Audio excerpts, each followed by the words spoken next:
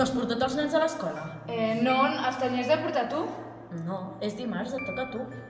Doncs jo no els he despertat. Com que no els has despertat?